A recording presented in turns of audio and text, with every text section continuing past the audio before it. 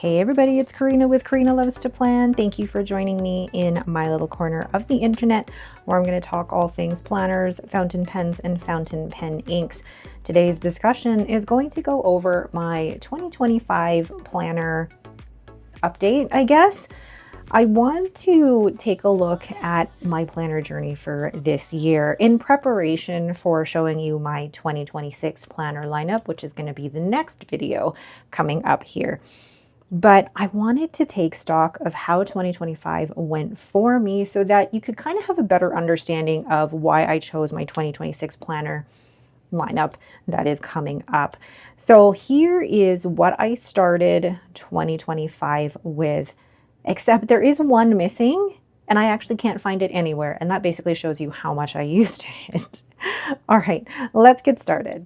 So I started 2025 with the idea that I wanted to have basically everything in planner form in a Hobonichi weeks. And this even was a spontaneous choice for me because I had planned to stay in an A5 planner, and then the Purple Night weeks came out and I was like, I need to buy that and I need to change everything about my planner lineup and the way I plan in order to be able to use this. And I remember saying in one of my planner videos, don't buy something and think that you're just going to change everything about your planner setup to accommodate that, which is basically exactly what I did. But this actually worked out really well for me for the first half of the year.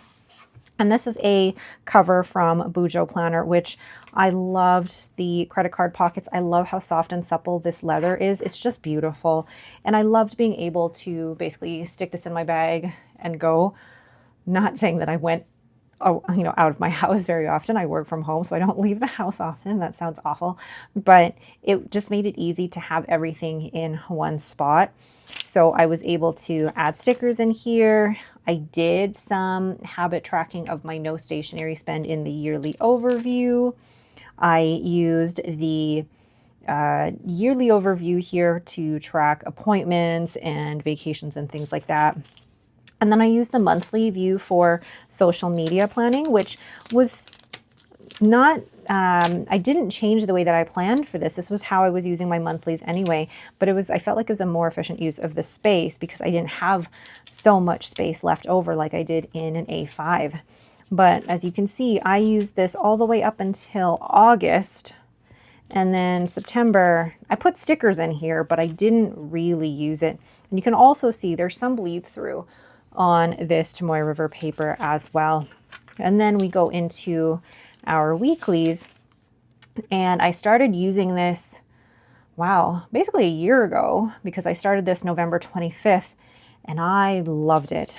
Absolutely loved the weeklies. I loved how I could decorate here without feeling like I needed to use all the stickers to fill all the space. I was able to use the space really efficiently and still have room to decorate and still have room for, my, let's say my schedule, as well as the weather and my to-do list, and then all of my habit tracking here as well.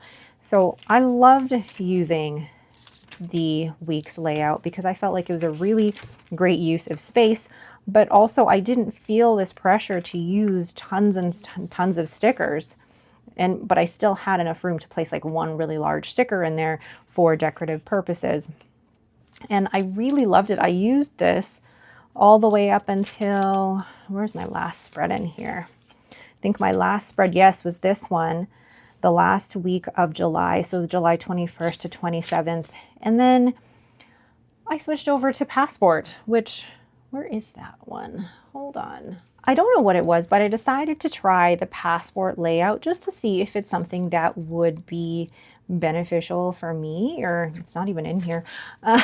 Where is my, no, okay, that's okay. I decided to try the Passport layout because I loved the size of it, but also I ended up purchasing a black cover from Bujo Planner, and I was going to use it just for traveling, just to keep my passport in and maybe a notebook, but I loved the size of it. So I decided that from August onwards, that would be my planner. Not to say that this wasn't working for me, I just wanted to try something new.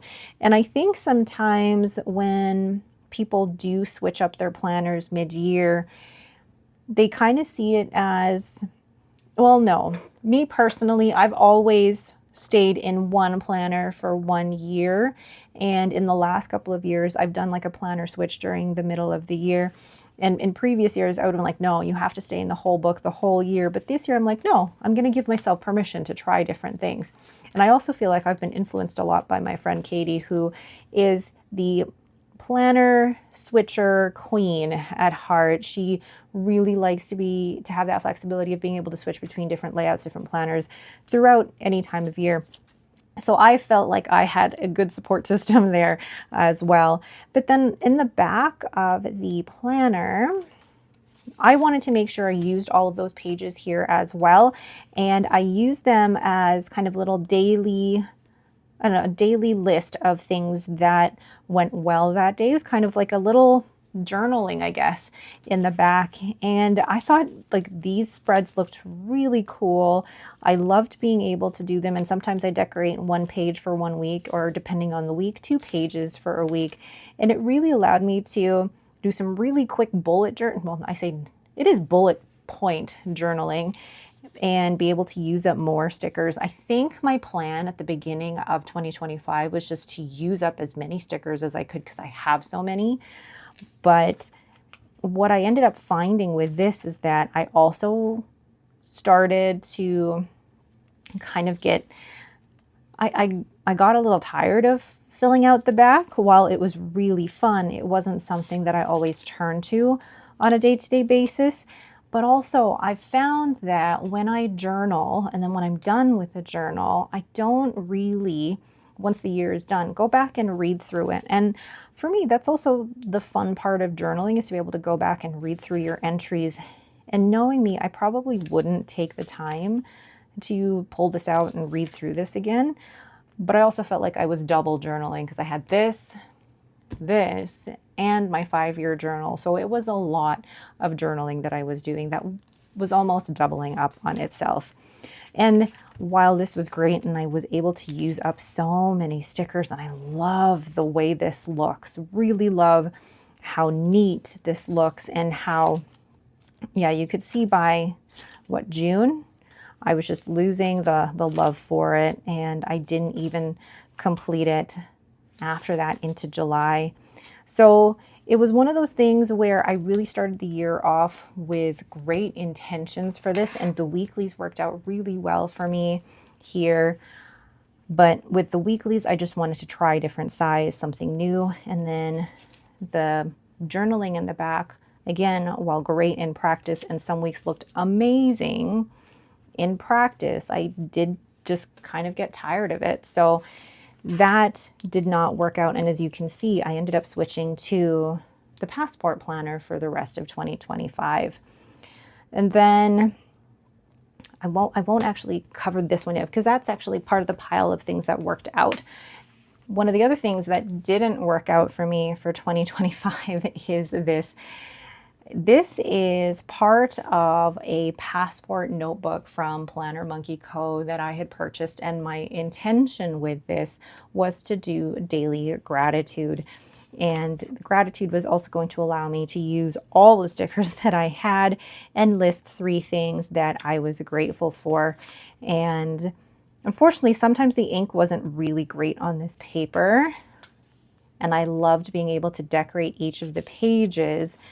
But I only got as far as, gosh, I didn't even go, well, I decorated March, but I think the furthest that I got in terms of writing out my gratitude was the 3rd of March, because I kind of felt like, again, it was doubling up on what I was already doing, because in my Hobonichi A6 5-year journal, I was keeping up my gratitude, and I was also doing a gratitude in my A5 multi-year journal. So this, along with the journaling that I was doing in the back of my weeks, just felt like I was doubling what I was doing, therefore not making it easier for me, and also making it kind of redundant. And when something is redundant like that, I get bored. I didn't want to do it. So while in theory, great, and I really would have loved to be able to look back on this, and it also allowed me to play with stickers and play with inks as well. It in practice, it wasn't something that was really practical for me. So, but also you can see that I really wanted to use the rest of this notebook because there was maybe, oh, I don't want to say like 7/8 of the book left. Yeah, 7/8 of the book left. So I used the remainder of this notebook for my passport planner for 2026. So I was still able to use the notebook just in a different way. So those are the two planners that didn't really work out the way that I wanted them to in 2025. And really the main reason was, one, for the weekly spreads, I wanted to just try out a different size. And then two, the journaling aspect of it just felt like I was duplicating things unnecessarily, which led to that feeling of certain things being redundant. So moving this to the side, let's go over things that have worked out well for me. So this one is just a simple one. This is a cover again by Bujo Planner, and this is just a Hobonichi notebook, and this is what I use for notes for work. Nothing crazy. I have my schedule. I have notes here for all of the calls that I take, so I don't need a complicated planner for work. I really just need a notebook, so that's been working well. But I also love this cover. I love the coppery pocket on here, and it just makes it look so sleek and professional. Then what else has been working for me are my ink journals. Now, this year is the first year that I've had two, and I'm actually really enjoying the practice. I'm using the A5 Hobonichi notebook for stickers, but also keeping a chronological order or record of things that I'm doing with my pens and inks, but also pens and inks that I've acquired, keeping track of my currently inked, rules for pen and ink buying, ink hauls, inventory, things like that. And it really is an ink journal in the fact that it is a chronological record of my pen and ink journey for 2025. And I plan to do the same thing basically next year because it has worked out for me. But I also love looking back on this and seeing how my tastes have changed, you know, the new inks that I've tried, the new pens that I've tried, and compare it to, for example, comparing my list of pens that I owned at the beginning of the year versus the end of the year and what my actual list looks like. So really, it's a great record, but also study of my pen and ink habits through 2025. And I love keeping track of that in here. The other one that I've been using for 2025 is this Hobonichi A6 Hone. It was actually a 2024 one that I bought off Amazon. And I've been using this for pen and ink explorations. So for every pen and ink combination that I have for each month, I do a doodle or Zentangle, and then I do paper swatches with 6 different papers plus the Tomoe River paper, and then I do a rose. Yes, it seems for some people probably a little too consistent, a little too samey, and maybe boring. But I love being able to flip through here and be like, I love that combination, or I love the way that the ink looks in that doodle.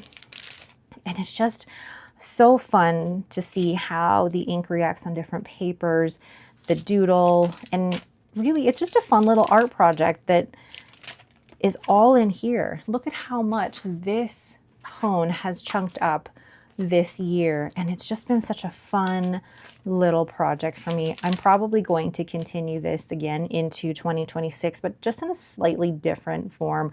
I've really liked how I can refer to this, but also it's just so fun looking through the doodles. But even doing them has been something that has been so meditative for me and relaxing. I love being able to use the pens and inks in that way rather than just writing with them or journaling with them. This has allowed me to really experiment. I say experiment, but use the pens and inks more so than I would have normally. And the doodles are just such a great way to be able to do the same strokes over and over again. And I just find that so, so relaxing. Now, here we are though, almost all the way through November, and I've been struggling keeping up with my doodles for November, but I think I'm also getting to like that year-end fatigue that some of us do experience with our journals. So completely normal, but I've still enjoyed the process of this. And there's something about seeing this all once it's finished that is motivating me to keep going, because how fun is this going to be to flip through once I'm done, because this is also a record of all the pens and inks that I've used for 2025. And it's just so fun. So fun. So those two have been working really well for me, and I'll probably continue something similar to this in 2026. Lastly, no, not lastly, second last, is my Hobonichi A6 5-year journal. I started this in 2022, and before I go any further, this cover I purchased off Etsy from Leather Market 1 BC. I'll leave a link in the description below. But I started this Hobonichi A6 5-year journal in 2022, and I am finishing the 4th year in it, or I will be finishing the 4th year in it, and I love this so much. I don't put any stickers or pictures or anything in here. It's just pen, and then every month, and I even keep track of this, every month I have a different pen and ink combination, and I keep track of that in the back as well as what I thought of that combination. It's just been so fun to use, and funny enough, a lot of the things that I write in here are similar to what I write in my A5 journal, but this is more a synopsis of what my family and I do on a day-to-day basis, but also the weather. Ooh, like I actually did this with my family where I picked a page and I looked back at like the movies we watched, what we did, what the weather was like, and how different the weather could be. So for example, yeah, like yesterday or the 19th, the low was -11. And then like just how the temperatures differ on a year-to-year basis is something so interesting to me, but also being able to read back on my previous entries. I think that's what's made this so successful for me, is because I'm motivated by the fact that I want to read back on my previous entries, and that makes me want to continue writing in here. But also because I'm almost 4/5 of the way through this, I'm even more motivated now to be able to finish this. One of the things that I was thinking about, and actually it started at the beginning of the year, and I thank Katie again for this idea, is that there's this space here that is just text, and I normally would be using that space for the weather and something that I'm grateful for. But where am I going to put that for 2026? So I think it was midway through or at the beginning of February where Katie's like, I actually noticed that you're not even using all of that space for the line for 2025. So from February basically 2nd onwards, I've only been using half of this row, so that the other half of this row I will be using for the weather and for something I'm grateful for 2026. So I'll probably maybe draw a line down there just to notate the different years. But this is one of the things I'm really proud of that I've been able to stick to. And I'm looking forward to, once this is finished, trying to figure out if this is something I want to continue, but in a different form. We'll see. We'll see, because it's been a great little project for myself. And this leads to actually my multi-year journal, which I feel like has also been quite a success this year.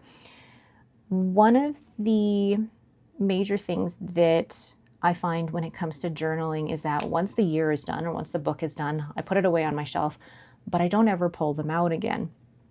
And what I really enjoy about the 5-year journal is that I can read through previous year's entries and compare how I'm feeling now versus what we were doing then. So I wanted a journal for the year, in my A5 anyway, to be something similar to that. So that leads me to these two A5 notebooks. These are two Planner Monkey Co. notebooks, and you've got Planner Monkey Co. pin there. And what I did was actually just took the notebook and let's see what I can do here. I won't show you this one because, well, it's got private entries in there. But if I show, yeah, here we go. So this is going to basically show you a little bit about what I'm doing. So basically, each book is for 6 months out of the year. This is currently for July 1st to December 31st. And what I do is it's one day across 2 pages. So half a page for 2025, 2026, 2027, and 2028. And it's half a page of journaling, so nothing crazy, like nothing that I really feel like I have to pressure myself to do. And half a page is more than enough for me to fill in how I'm feeling about the day. And then I'll also do weather and something that I'm grateful for. And then this also allows me to use maybe a sticker or two a day, or sometimes I'll put pictures in here. But then even in the monthly spread is going to be spread across 4 pages, and I'm going to do my currently inked and maybe some pictures from the month that I couldn't fit into the daily pages. This has been really successful for me because I think I've been motivated by the fact that once this year is done and I start my second year, I'll be able to read entries from 2025 and really start that process of reflection and being able to read back through my journal entries. And I'm so happy with how this has worked out for me. I do have to say that the paper sometimes hasn't been great with certain inks, but overall, maybe I'd say like 80% or 85% of the inks that I've used have been really good in here, and this to my river paper. What else was I going to say about this? But really, I'm proud of the way that this turned out, because this was a complete leap of faith.